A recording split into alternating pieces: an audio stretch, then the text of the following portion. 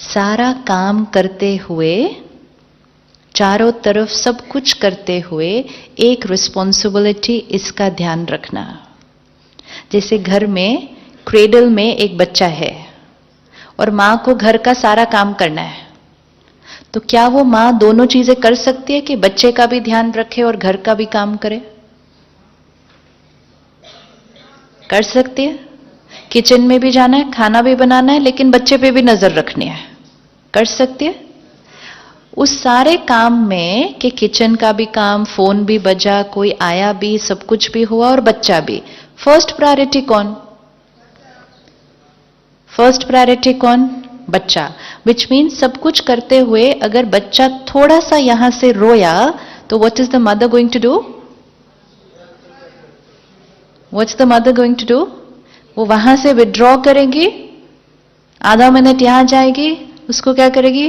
प्यार से थपथपाएगी, वापस काम पर आएगी। अगर उसने वो आधा मिनट निकालकर बच्चे को नहीं थपथपाया, तो बच्चे का रोना क्या हो जाएगा?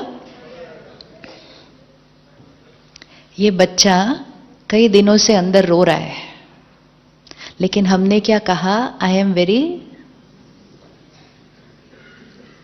Very busy. आजकल ये हमारा स्टेटस सिंबल है कि हम कितने बिजी हैं। अगर हम बिजी नहीं तो फिर हम तो सफल ही नहीं, कि हम बिजी नहीं है।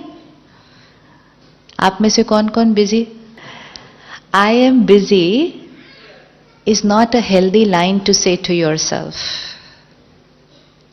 क्योंकि जैसे एक एक थॉट का प्रभाव होता है, जैसे ही हमने कहा आई एम बिजी, तो मैंने अपने मन और शरीर को क्या मैसेज दिया? टाइम नहीं है मेरे पास। एक है, कुछ लोग होते हैं बिना कुछ करे भी बहुत बिजी होते हैं। ऐसे लोग मिले कभी? कुछ ज्यादा कर नहीं रहे, लेकिन दिखेंगे ऐसे जैसे बहुत बिजी बिजी है सारा दिन। और कुछ लोग होते हैं बहुत कुछ करते हुए भी इजी है। तो busy is an attitude, it's not about how much work we are doing. I could be doing very little but feeling very busy, and I could be doing a lot but feeling very easy. आप में से कौन कौन busy है? ये thought को भी हमें क्या करना है? क्योंकि बिजी मतलब माइंड टर्बुलेंट, इजी मतलब mind. Busy and easy is here, not here. It's not here, it's here. कि मेरा मन कितना रिलैक्स्ड है, शांत है, पीसफुल है, एट ईज है। एंड बिजी मतलब ये पूरा टाइम कैसा है? हलचल में है। तो सब कुछ करते हुए हमारा एक ध्यान किसकी तरफ होना चाहिए था? इस बच्चे की तरफ। ये भी काम करना है, ये भी काम करना है, ये भी काम करना है, ये भी करना है, पेशेंट भी मिलने हैं, सर्जरी भी करनी है, घर भी जाना है, सोशल वर्क भी करना है, सब कुछ करना है, लेकिन एक नजर किसकी तरफ? अगर ये बच्चा बीच में से थोड़ा सा रोया, तो हमें क्या करना था? जस्ट विड्रॉ और यहां देखना क्या हुआ, क्या तंग कर रहा है। तो ये मन कहेगा उसने आज मेरे से ऐसा कहा, तो उसको बैठ के आंसर देना था। हमने रुक कर इस मन से बात नहीं की, इसको आंसर नहीं दिए। ये पहले थोड़ा रोया तो समाज में टेंशन आई, फिर ये थोड़ा ज्यादा रोया तो समाज ने वर्ड क्रिएट किया स्ट्रेस, फिर आज ये इतना जोर से रो रहा है तो समाज ने एक वर्ड क्रिएट किया डिप्रेशन। दिस इज साइन कि हमारा मन का रोने का वॉल्यूम क्या होता गया। अगर हम टेंशन पर ही जाकर इसको थपथपा देते थोड़ा सा, तो ये वहीं चुप हो जाता। लेकिन हमने कहना शुरू किया स्ट्रेस तो नेचुरल है, तो हमने मन के रोने को ही नेचुरल कहना शुरू कर दिया। स्ट्रेस नेचुरल है, स्ट्रेस नेचुरल है, स्ट्रेस नेचुरल है। अभी श्योर नहीं है क्या बोलना है, क्योंकि मन कहता है हाँ नेचुरल है, घर जाके तो होता ही है, फिर यहां आंसर कैसे करे ये वाला ऐसा। स्ट्रेस नेचुरल है। हम में से कौन कौन क्रिएट करता है स्ट्रेस? एंगर नेचुरल है। अच्छा हाथ उठाएं जो कभी कभी गुस्सा करते हैं, हाथ उठाएं जो दिन में एक बार कर लेते हैं। हाथ उठाएं जो दिन में कई बार कर लेते हैं। बीमारी अच्छी खासी है, क्योंकि विच मीन्स हम दिन में कितनी बार अपनी खुशी को क्या कर रहे हैं, अपनी हेल्थ को क्या कर रहे हैं, अपने रिश्तों को क्या कर रहे हैं, and in the name of कि एंगर तो नेचुरल है। जो पूरी हीलिंग कम्युनिटी है, ये कम्युनिटी अगर नेचुरल की परिभाषा को बदल दे तो समाज की डेफिनेशंस चेंज हो जाएंगे। अगर डॉक्टर हमें कहता है स्ट्रेस तो नेचुरल है, तो पेशेंट कहेगा ऑब्वियसली स्ट्रेस तो नेचुरल है। तो डॉक्टर को खुद अपनी डेफिनेशन को चेक करना पड़ेगा कि क्या रियली स्ट्रेस नेचुरल है या ये मेरी एक अननेसेसरी क्रिएशन है। किन वजह से स्ट्रेस क्रिएट होता है, just check normal day to day routine में किन वजह से स्ट्रेस क्रिएट होता है। स्ट्रेस क्रिएट होता है तो गुस्सा भी आ जाएगा, irritation, they all one chain. ये पूरी एक फैमिली है, दो परिवार है। एक परिवार का हेड है अहंकार, ईगो। जहां ईगो है वहां स्ट्रेस है, गुस्सा है, इरिटेशन है, हर्ट है, हेट्रेड है। ये एक फैमिली है। दूसरी फैमिली, दूसरा परिवार कौन है? दूसरा परिवार कौन है? जहां पीस है, लव है, कंपैशन है, केयर है। ये दो परिवार है। इनमें से कुछ कुछ सदस्य नहीं आते हमारे घर। अगर ये आते हैं तो सारे आते हैं। एंड द ब्यूटीफुल पार्ट है, जाते हैं तो भी सारे जाते हैं, क्योंकि इनकी सबकी यूनिटी आपस में अच्छी है। Because they all interconnected. जो स्ट्रेस्ड है वो इरिटेट तो हो ही जाएगा। हाँ, they are just a sign of weakness and health, that's all. It's either health or it is disease. अगर मेरा इम्यूनिटी सिस्टम वीक है तो बहुत सारी बीमारियां इकट्ठी आएंगी। तो मैं आपके पास आई, आपने कहा ये खाओ, ये करो, इतना करो, इम्यूनिटी सिस्टम क्या हो जाएगा, ठीक हो जाएगा, सारी बीमारियां इकट्ठी जाएंगी। तो देयर टू फैमिलीज।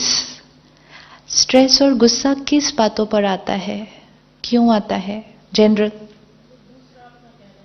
जब दूसरा अपना कहना नहीं मानता, और टाइम मैनेजमेंट प्रॉब्लम, और लोग हमारी एक्सपेक्टेशंस को मीट नहीं करते। अच्छा, और फाइनेंशियल अप एंड डाउन, और lack of confidence. Anything else? Stress होता है, गुस्सा आता है, कब? पूरा सीन माइंड की स्क्रीन पर सामने लेकर आइए। जब लास्ट गुस्सा क्रिएट किया था, सीन क्या था, परिस्थिति क्या थी, सामने वाले ने कैसा व्यवहार किया था, और हमने कैसे रिएक्ट किया, पूरी सीन को देखें। अब इस सीन को थोड़ा सा रिवाइंड करके फिर से देखें। सीन सेम, लोगों का व्यवहार सेम, जो बात थी वो सेम। अगर मुझे आज चांस मिले, क्या मेरे पास ऑप्शन है उसी सीन को एक अलग तरह से करने का, एंड अपने आप को वो दूसरी तरह से करते हुए देखे? किस किस को दिख गए दोनों सीन दिखे? पहले वाला ऑप्शन, सेकंड ऑप्शन। क्या चेंज देखा अपने अंदर सेकंड ऑप्शन में? एनीबडी? सपोज आपके क्लिनिक में, आपके हॉस्पिटल में किसी ने बहुत बड़ी गलती कर दी है, राइट?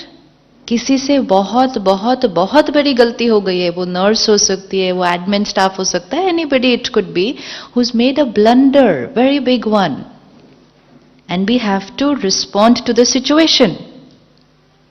एंड उस क्षण हमने रिएक्ट कर दिया। तो रिएक्ट किया तो हमारी फीलिंग कैसी थी, बोल कैसे थे, व्यवहार कैसा था? एंड अब जबकि हम उस सीन को रिवाइंड करके फिर देखते हैं यहां आराम से बैठकर, do we feel another way was possible या that was the way? Another way was possible, right? उस टाइम नहीं वो ऑप्शन आया, अभी तो आ रहा है। अभी ये करना एक्सरसाइज इसलिए इंपॉर्टेंट है क्योंकि ये एक्सरसाइज करते ही हमने अपने मन को दिखाया कि अनदर वे वॉज पॉसिबल। अब ये अनदर वे जब हमने यहां देखा, ये यहां रिकॉर्ड हो गया और हमने इस मन को कहा कल फिर कोई गलती करेगा। बातें तो रोज आने वाली हैं, कहना लोग नहीं मानेंगे, लोग अपने अनुसार चलेंगे, किसी से गलती भी हो जाएगी। सामने वाला गलती करेगा, लेकिन क्या मेरे को गलत तरह से ही रिएक्ट करना है हर बार? एंड गलत तरीका मतलब वो जिसमें मेरी शक्ति जाती है, मेरी सेहत खराब होती है, मेरे रिश्ते अफेक्ट होते हैं। That is damaging for me. So now what did we see in the second option? क्या दिखाई दिया? यू हैव एक्सेप्टेड, तो रिस्पॉन्ड क्या था? एक्सेप्ट किया तो क्या दिखा? फॉरगिवनेस। दिखा क्या? व्यवहार में क्या डिफरेंस दिखा?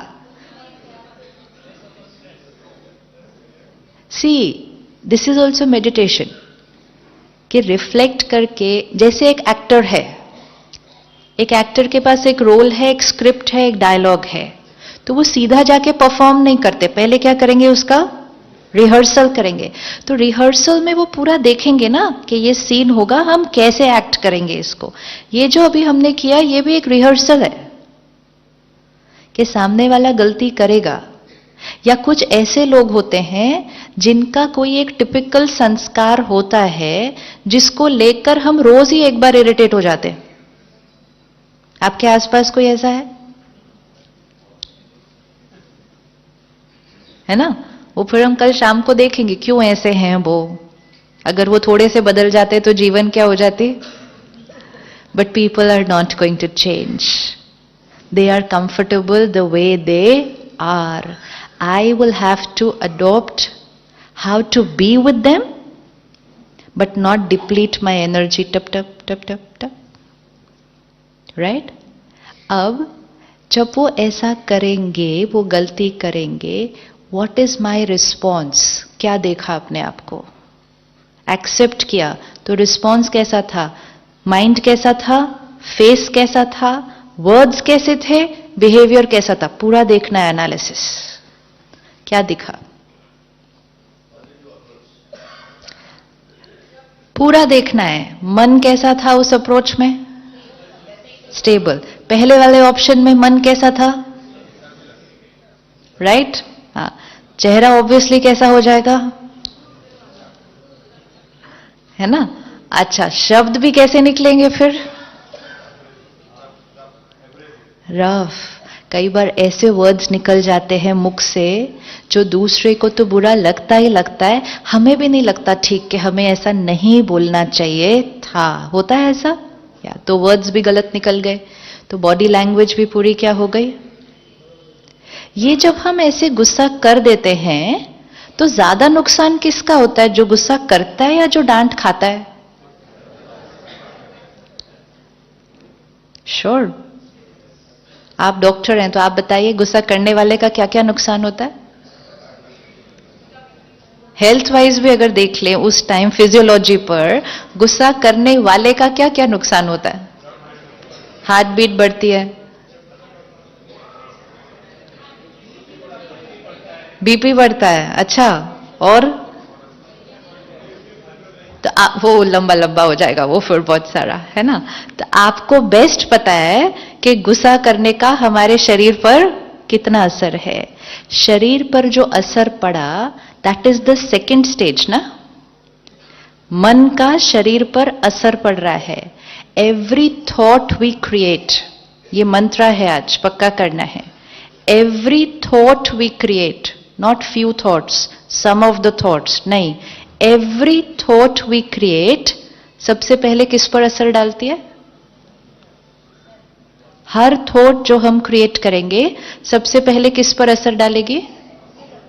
सबसे पहले यहां पर असर डालेगी कि how will I feel. Suppose हम इस हॉल में एंटर हुए और हमने एक थॉट क्रिएट की, कितना सुंदर हॉल है, जस्ट एक थॉट। तो जैसे हम ये थॉट क्रिएट करेंगे, कितना सुंदर हॉल है, we will feel nice, right? That's one. अगर हम इस हॉल में एंटर किए और हमने एक थॉट क्रिएट की, ये कैसा हॉल है, तो फीलिंग चेंज हो जाएगी। And which means every thought I create will first affect how I feel. Second, every thought I create का किस पर असर पड़ेगा? Second, पहले यहां असर पड़ा, खुद पर मतलब क्या, पहले यहां असर पड़ा, feeling. Second, every thought I create का किस पर असर पड़ेगा? इस शरीर के ऊपर। हमारा शरीर एक भी थॉट के प्रभाव से बच नहीं सकता। आज आपके हॉस्पिटल इतने जो भरे हुए हैं और आप सब इतने जो सक्सेसफुल हैं, और आने वाले समय में 100% है कि और ही सक्सेसफुल होने वाले हैं, ये भी सर्टेन है। एक ही इंडस्ट्री है जिसको कोई टेंशन नहीं होनी चाहिए अपने फ्यूचर की, क्योंकि जितना कलयुग बढ़ता जाएगा उतना लोगों की सोच क्या होती जाएगी, और नेगेटिव होती जाएगी, उतनी बीमारियां क्या होंगी, बढ़ती जाएंगी। आज ट्रीटमेंट इतनी सारी हो गई, लेकिन बीमारियां उतनी ज्यादा बढ़ गई, because our body can not escape the influence of a single thought.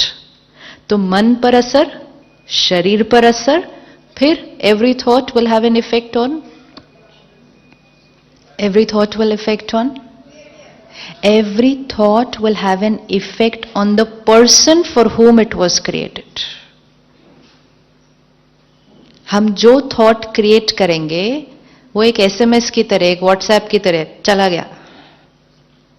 कई बार क्लिक होने के बाद लगता है, लेकिन उतनी देर में तो वो चला गया। मतलब थॉट क्रिएट की तो वो चली गई। तो पहले यहां पर असर, फिर यहां पर असर, फिर रिश्ते पर असर, एंड चौथा वातावरण पर असर। My every thought. कलयुग कलयुग क्यों बन गया? क्योंकि जब हमने कहा stress natural, anger natural, hurt natural, तो हमने अपने आप को ऐसी थॉट्स क्रिएट करना अलाउ किया। तो फिर हमने कहा बीपी नेचुरल, डायबिटीज नेचुरल। हर साल हम एक नया फिगर दे देते हैं कि इस साल हम कहां पहुंचे, यहां। रिश्तों में फिर हमने कहा डिवोर्स होना नेचुरल। और वातावरण, प्रकृति तो हमारी देखो रोज हमें आंसर देती है, हमने कहा नेचुरल। अब परमात्मा ने कहा ये कलयुग कब तक ऐसा चलेगा?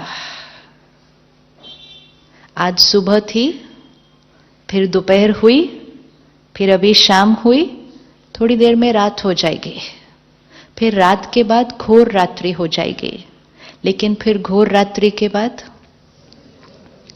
घोर रात्रि के बाद सुबह होनी ही होनी है।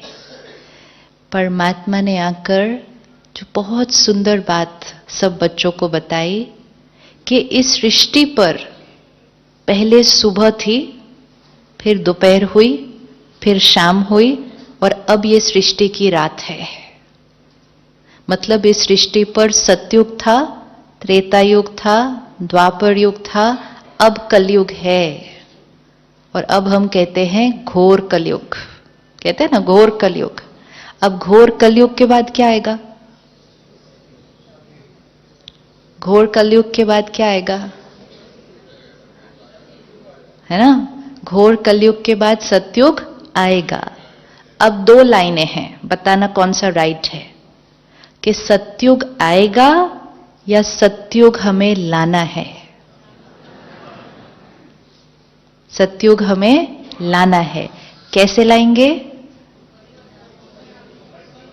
कैसे लाएंगे? Every thought is going to affect how I feel, how the body is, how my relationship is, how my environment is. जब थॉट नकारात्मक थी तो फिर हमने कहा डिप्रेशन स्ट्रेस नेचुरल, बीमारियां नेचुरल, रिश्तों में टकराव नेचुरल, कलयुग नेचुरल। अब हर थॉट जब प्योर होगी तो आत्मा शक्तिशाली नेचुरल, शरीर हेल्दी नेचुरल, रिश्ते ब्यूटीफुल नेचुरल एंड सृष्टि पर सतयुग नेचुरल। आपको पता है सतयुग में डॉक्टर नहीं होंगे?